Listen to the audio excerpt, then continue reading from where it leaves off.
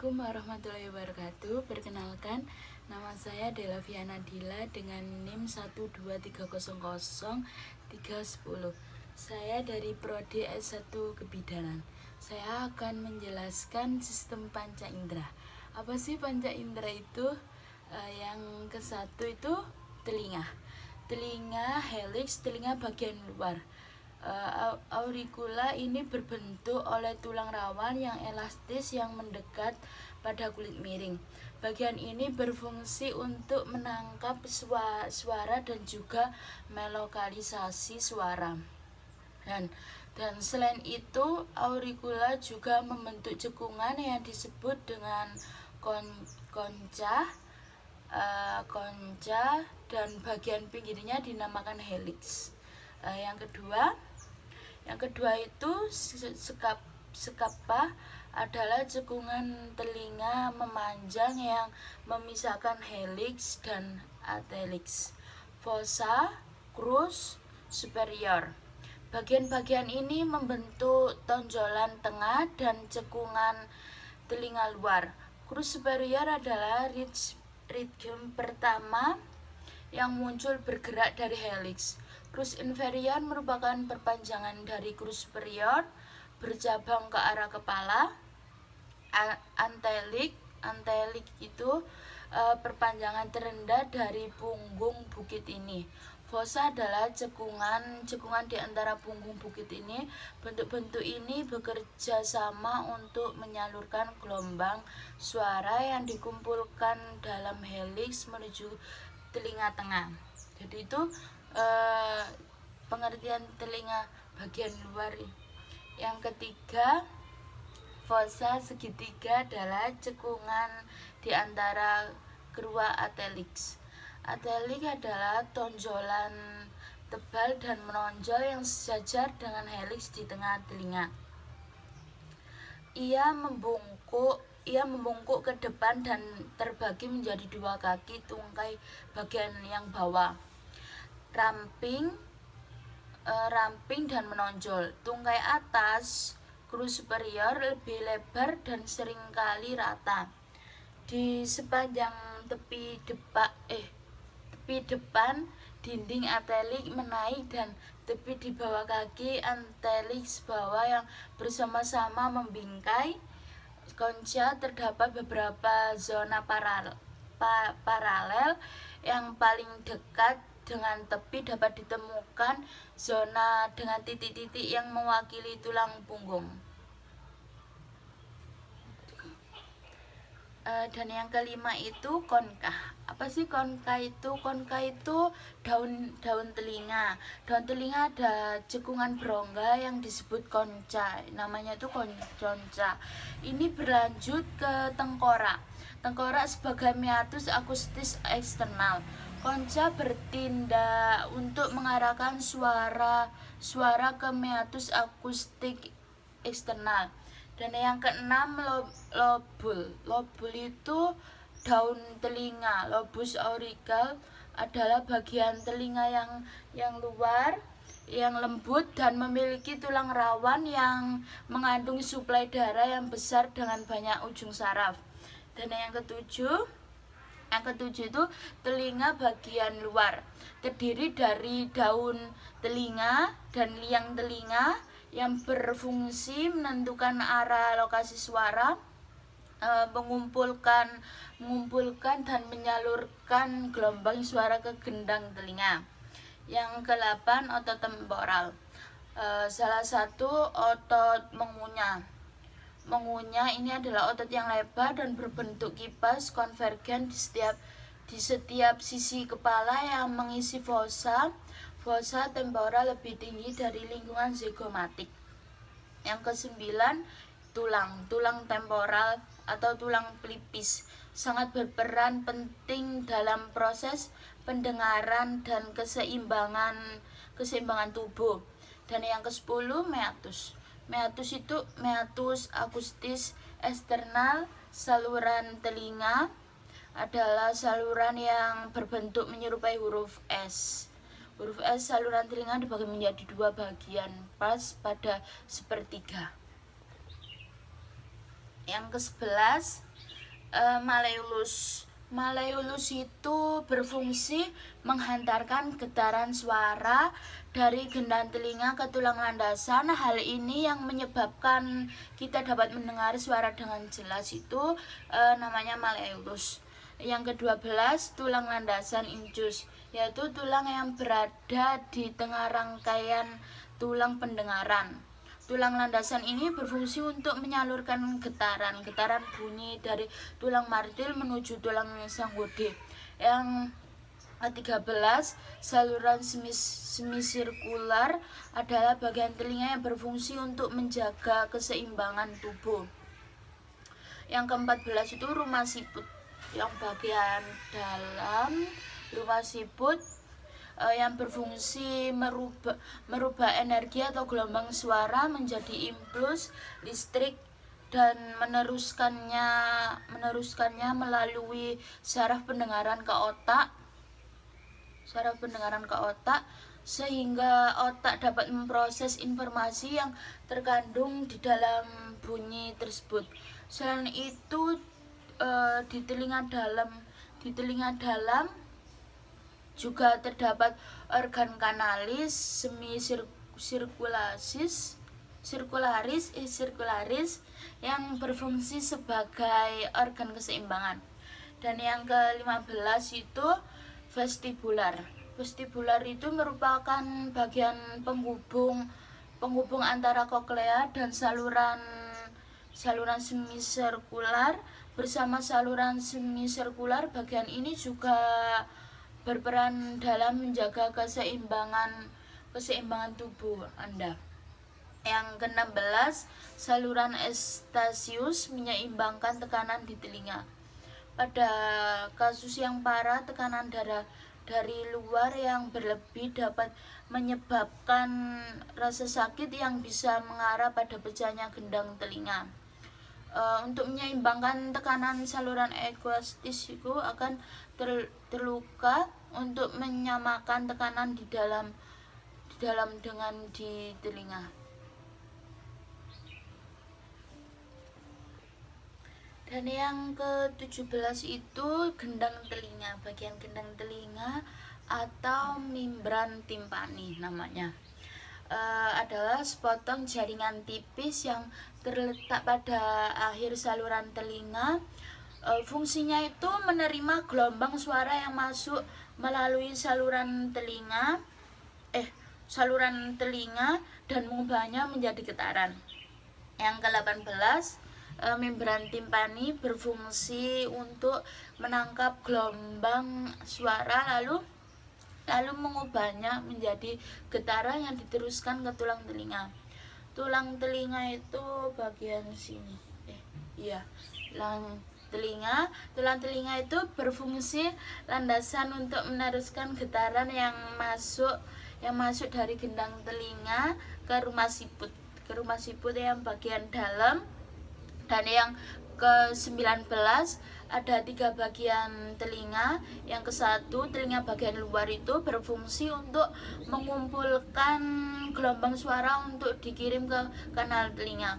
Dan yang kedua, telinga tengah untuk memproses getaran dan menyeimbangkan tekanan telinga ketika kita berbicara.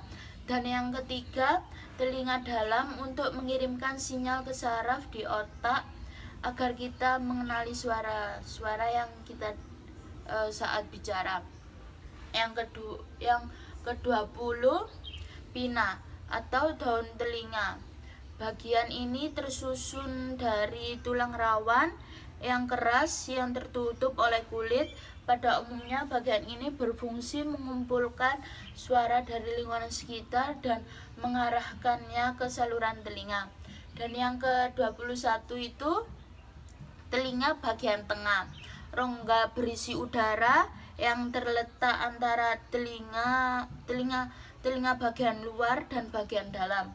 Yang terakhir nomor 22, telinga dalam terdiri dari rumah siput yang kecil, koklea, yang berfungsi merubah energi atau gelombang suara menjadi impuls listrik dan meneruskannya melalui saraf.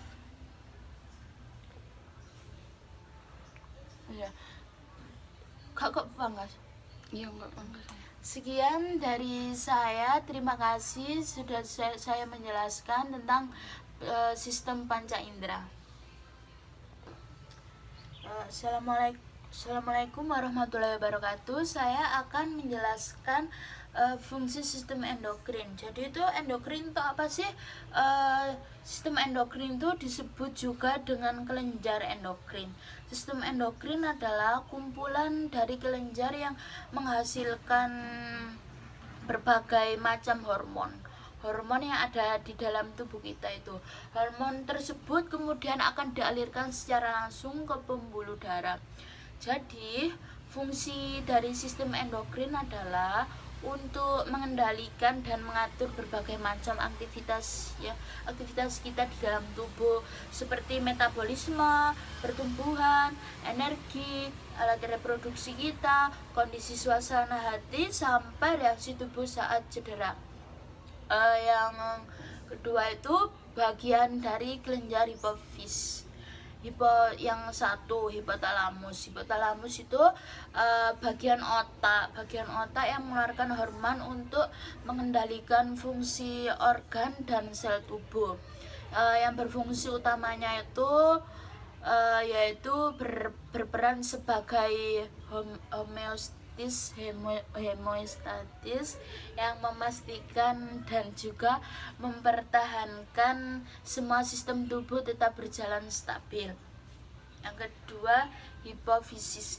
Hipofisis itu setelah mendapatkan rangsangan dari hipotalamus, kelenjar hipofisis akan memproduksi hormon yang membantu mengatur pertumbuhan, produksi dan pembakaran energi, menjaga tekanan darah, serta berbagai fungsi pada organ tubuh lainnya. Sekarang saya menjelaskan bagian lidah. Lidah itu tubuh lidah. Yang kesatu, tubuh lidah membantu Anda berkomunikasi serta mengunyah dan menelan makanan.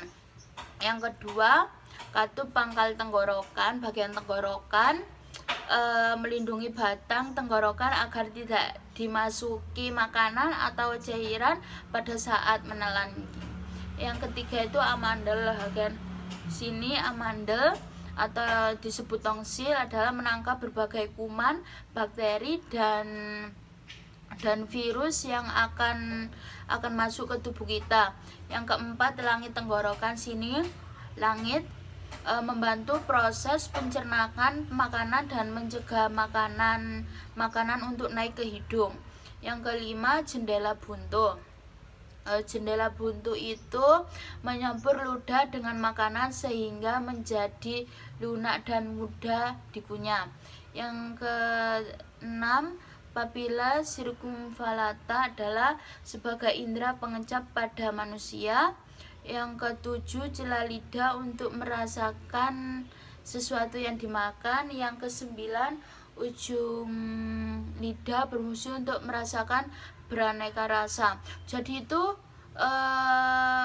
ada 14 kan, ada yang pahit saat mengunyah, pahit, asin, asam, dan yang manis. Sekian.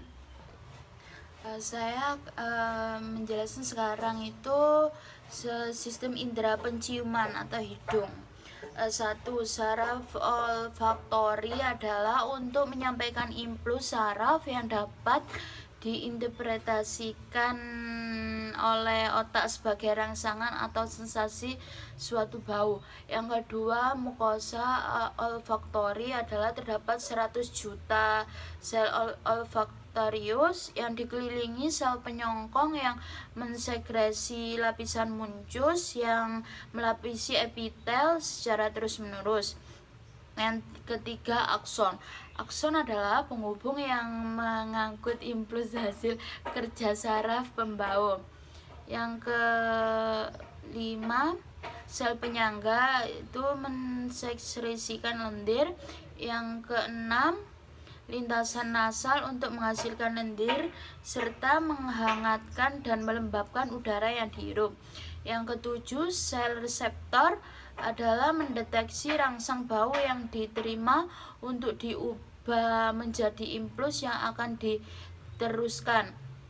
Yang ke-8 itu terakhir, silia adalah menangkap partikel berbahaya dalam lendir dan mendorong ke tenggorokan untuk menimbulkan reaksi batuk. Saya akan menjelaskan bagian panca indera yang mata. Yang ke-1, badan silaris. Iya, badan silaris itu badan silaris berperan dalam mengontrol bentuk dan ukuran lensa.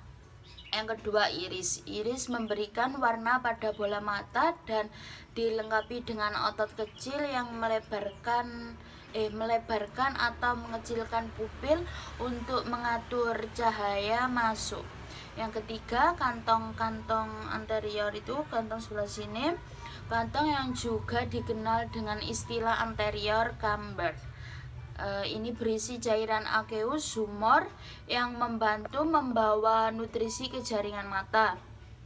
Yang keempat itu pupil. Yang sini pupil, fungsi pupil yang utama adalah mengontrol jumlah cahaya yang masuk ke mata. Yang kelima, kornea. Kornea itu yang ini dekat yang bulat. Kornea adalah fungsi utama kornea mata adalah untuk memperkirakan cahaya. Yang keenam, lensa, membantu untuk memfokuskan cahaya dan gambar ke retina. Yang ketujuh, sklera, untuk menjaga bentuk bola mata serta melindungi bagian dalam mata. Yang kedelapan, retina, untuk menangkap cahaya yang selanjutnya diolah sehingga Anda bisa melihat objek dengan jelas. Yang kesembilan, makula, menangani bagian gambar atau citra yang paling spesifik yang berada tepat di depan kita. Yang ke-10 itu vitreous, dan mempertahankan bentuk mata dan menahan retina agar tetap pada tempatnya. Yang ke-11, arteri, adalah memasukkan oksigen dan nutrisi agar retina bisa menjalankan tugasnya dengan baik. Yang ke-12, vena, untuk mengalirkan darah dari otot ekstraskuler bagian lateral dan inferior.